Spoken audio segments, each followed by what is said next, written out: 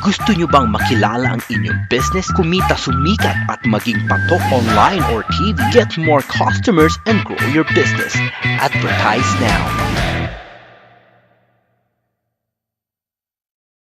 From the studios of Litter News Philippines, Errol Dakame of Tamaong Asset.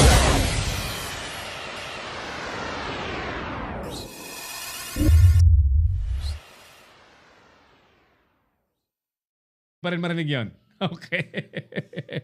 Di ka maririnig, sir, pagka tumatakbong stinger. Maraming salamat. Welcome back sa palatuntunang Kamongasero na inyo pong napapanood worldwide sa pamamagitan po ng digital platform ng Litter News Philippines at nationwide naman sa pamamagitan po ng ating television channel na Pinoy Extreme. Channel 5:30 to 6:30 po ng hapon daily. Abangan po ninyo sapagkat kami po'y mag-i-evolve into investigative format. Ayan. Para magkaalaman sa mga nangyayari po sa... Asa naman yung Klo? Nasaan na yung mga naglalakihang mga billboard dyan sa Pangasinan? Ayan. Mga kaibigan, kahapon, medyo nadaanan po namin sa may kahabaan po ng MacArthur Highway. Nag-MacArthur lang kami. Magpa-kending-kending lang kami ni Clarence kahapon. MacArthur Highway, Pangasinan area.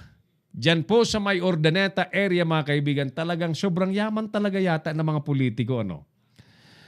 Mga higanteng billboard na ang mukhang naroon po ay, sayang hindi mo may pakita, nandun pa, bukas. Higanteng billboard ng apelyido pong nakalagay ay Guwico. Ayan, Guwico. Wala man pong sinasabing siya po'y iboto, pero mga kaibigan, obvious naman na siya po'y kandidato. Kahit i-check natin yan sa Comelec, for sure siya po'y kandidato at sinasabi doon, distrito. So most likely, hindi po yun gobernador, hindi po yun mayor. Malakas ang kutob ko na kumakandidatong congressman yun si Guwico. Ano nga ang first name noon, Clarence? Guwico. Ayan. So, hamon ito sa Comelec eh. Wala bang Comelec dyan sa Ordaneta City? I'm sure merong Comelec dyan, di ba? May city election officer dyan, di ba? In every city, there is a designated election officer. Mr. Comelec officer dyan sa Ordaneta City, bulag ka ba? Bulag ka ba? Ilang higanting billboard dyan ni Guwico? O sasabihin mo sa amin, teka muna, hindi pa naman campaign period sa lokal. Ay nako, yan ang sinasabi ko sa inyo.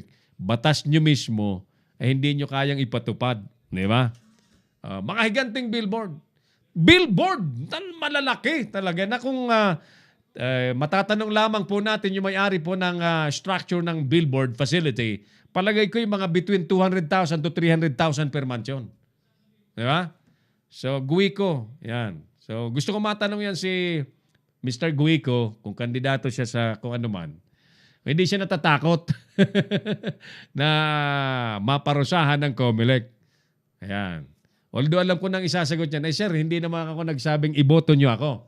Yan ang mga palusot eh. Tandaan po ninyo, ang mga politikong mahilig magpalusot. Yan. Siguradong may mga salamang kang gagawin po yan. So, in all fairness, kakausapin ko po yung Comelec dyan sa Ordaneta City. Kung anong plano nila dyan kasi abay lantarang pambabastos po yan sa kanila.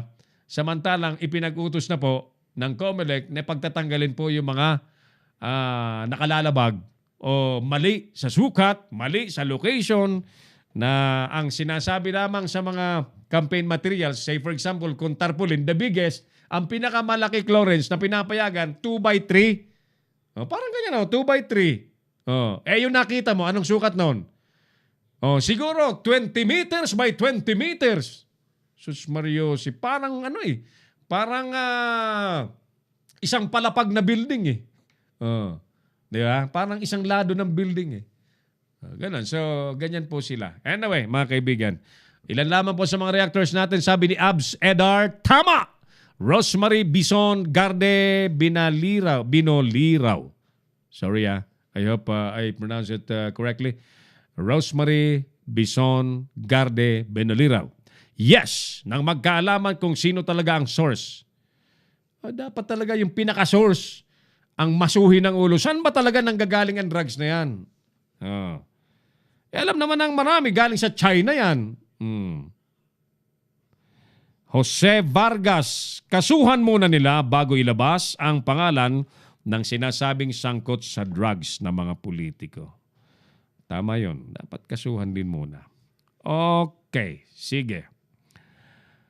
Bilis naman ang oras natin. Bakit ganon? Hindi pa nga nag-iinit yung puwet ko rito eh. Sige. Anyway mga kaibigan, dispensa po for our episode today sapagkat may mga technical adjustment po tayong isinagawa. Ganun talaga. That's for the improvement of our services, for our broadcast. By the way, muli po kaming nangingimbita sa mga online broadcasters na sumali po kayo. Kayo po inimbitahan po namin na maging kasapi po ng Philippine Online Broadcasters Association. Isa pong lehitimo, rehistradong organisasyon ng layon po ay ma-professionalize po ang online broadcast industry sa Pilipinas. At sino man pong sasali po sa amin ay magkakaroon po ng pagkakataong makapag-train, makapag-workshop on how to do the online broadcast professionally. At magkakaroon po kayo ng pagkakataong matuto sa mga television production, including the mobile journalism workshop at iba pang mga benefits na nakalaan para po sa mga magiging miyembro po natin sa Philippine Online Broadcasters Association. Nais rin po namin i-alok ang services ng Leader News Philippines. Tayo po ay nagpapatuloy sa ating online broadcast services. Sa mga nais pong magprograma live sa studio natin, kayo po welcome. We're still open. Marami po tayong airtime. Sa mga advertisers, mga supporters, you're much welcome. At least may pambayad kami sa kuryente. May bili kami ng kape. Hindi naman kami masyadong simple lang. Di po ba?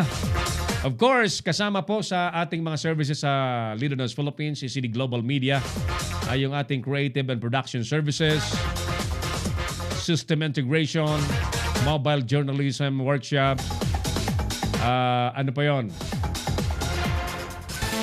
Marami pa tayo. Oo. Yung ating event management, etc. At digital campaign. Yan. Kami po'y gumagawa po ng mga audiovisual presentation, mga documentaries para sa mga politiko. Mga television commercial, gumagawa kami po niyan sa supervision po ng ating creative director, Mark Anthony Reynoso. At sa suporta ng ating creative producer, Carlo Reyes.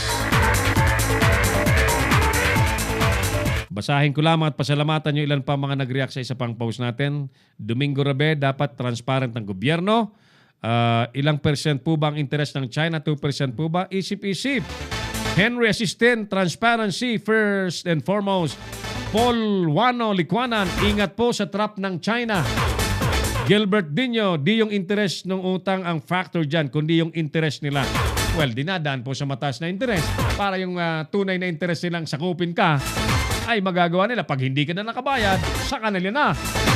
Alan Ortiz, ano ito gamitan?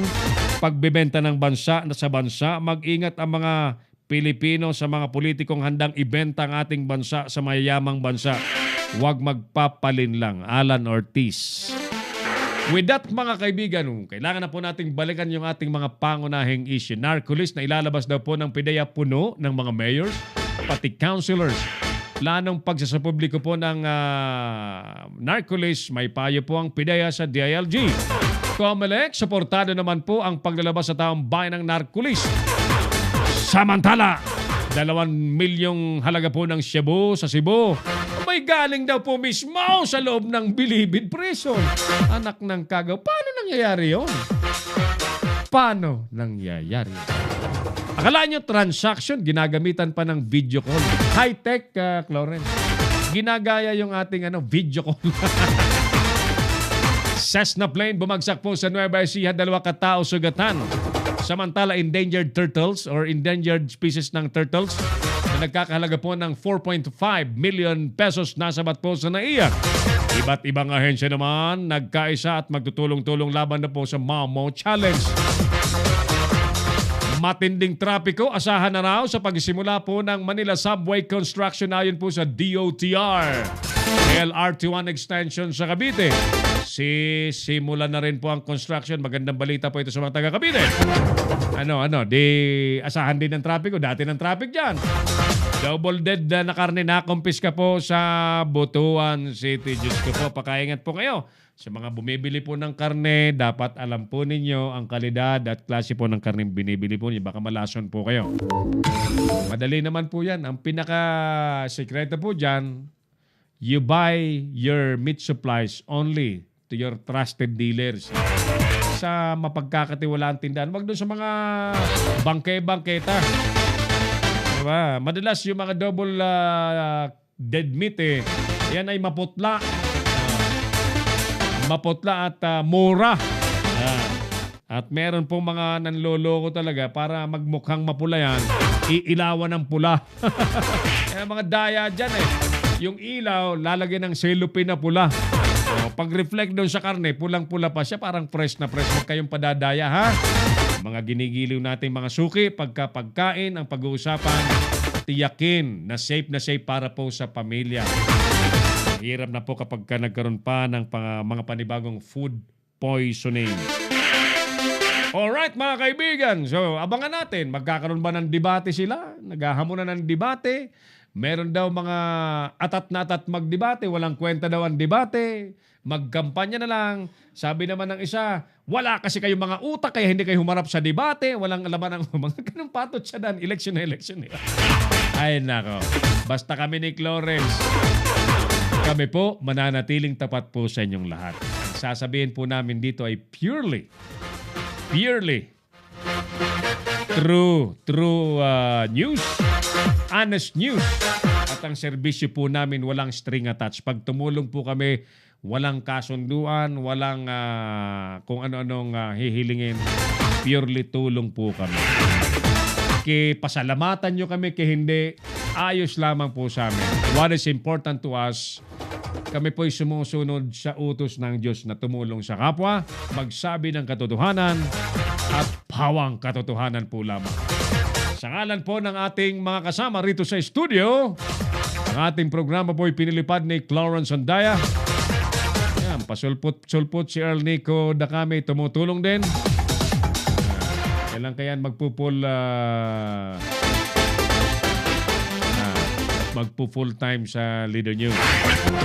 And on behalf of our Operations Head Engineer Oliver Licop and Creative Director Mark Anthony Reynoso, ako pa rin ang inyong kamaong asero, si Errol Dakame. Maraming salamat. God bless Pilipinas. Inyong napanood ang mga batas na banat ni Errol Dakame sa Kamaong Asero. Abangang muli dito sa Leader News Philippines.